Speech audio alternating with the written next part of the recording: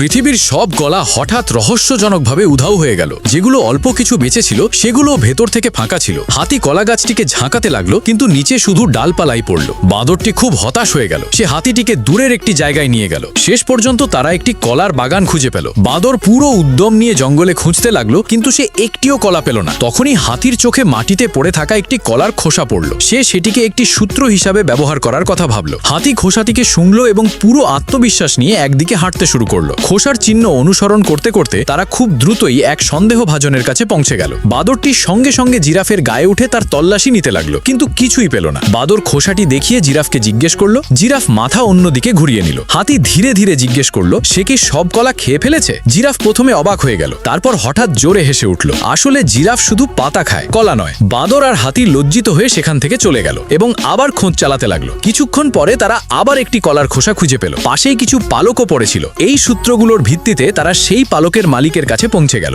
ছোট মুরগিটি তাদের দেখে খুব খুশি হলো, কিন্তু হাতির মনোযোগ শুধু কলা খোঁজার দিকেই ছিল। সে ছোট মুরগিটিকে সঙ্গে নিয়ে প্রমাণ খুঁজতে লাগলো। ঠিক যখন বাঁদরটি তাকে কিছু জিজ্ঞেস করতে যাচ্ছিল, তখন মুরগিটির মা দৌড়ে চলে এলো। তার মনে হলো বাঁদর আর হাতি তার বাচ্চাকে খুঁজে পেতে সাহায্য করেছে, তাই সে তাদের জড়িয়ে ধরল। কিন্তু তাদের হাতে আবারও শুধু হতাশাই এলো। সেই রাতে ক্ষুধার্ত বাঁদরের একটি লুকিয়ে রাখা কলার কথা মনে পড়ল। সে সেটি বের করে মাটিতে রেখে দিল, যাতে আসল চোর বাইরে বেরিয়ে আসে। সে অনেকক্ষণ অপেক্ষা করতে থাকলো, কিন্তু কিছুই হলো না। শেষ পর্যন্ত সে ধীরে ধীরে ঘুমিয়ে পড়ল, কিন্তু পরের মুহূর্তেই সে হঠাৎ উঠে কলার দিকে হাঁটতে শুরু করলো। তারপর সে দেখলো বাঁদর কলা নিয়ে একটি খাদের দিকে এগিয়ে যাচ্ছে। ঠিক যখন বাঁদরটি পড়ে যেতে চাইল, দ্রুত দৌড়ে এসে হাতি তাকে টেনে বাঁচিয়ে নিল, কিন্তু হাতি নিজেই নিচে পড়ে গেল। প্রচন্ড শব্দে বাঁদরের ঘুম ভেঙে গেল। যখন সে চোখ খুলল, তখন দেখলো সেই খাদ পুরোপুরি কলায় ভরা।